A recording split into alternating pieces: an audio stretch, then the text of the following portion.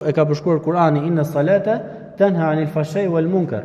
Namazin në vetvete që ti e fal një namaz me khushu, me devotshmëri, një namaz që e fal me përqendrim, një namaz që e fal duke qenë i bindur se përpara kujt ke dal, Allahu subhanahu wa taala, është një namaz i cili ti prej ti duhet marrësh një ushqim që ty më pas të pengoj kjo fuqi shpirtërore nga çdo gjë e keqe, çdo gjë e urryeshme, çdo gjë e shpifur, çdo gjë që ka të bëjë me gjuna, çdo gjë që ka të bëjë me kundërshtim Allahun subhanahu wa taala.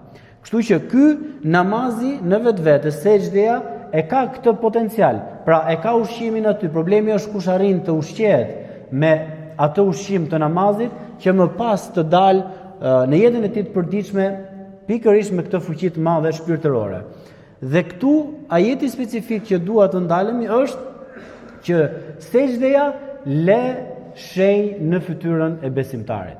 Shenja e sejdës është lumturia që besimtari fiton nga namazi, që është për besimtarëve në radh parë.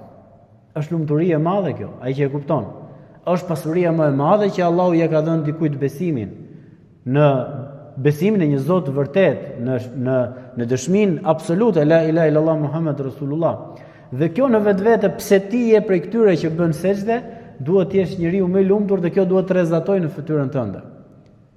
Duhet të japi fytyra jote pozitivitet me të tjerët, sepse ti gjen lumturinë e brendshme dhe është ligj që nëse njeriu nuk ka lumturi të brendshme, nuk mund të japi lumturi të jashtme tek të tjerët. Nëse njeriu nuk është i lumtur në shtëpinë e vet, mos e prit të jetë i lumtur me të tjerët.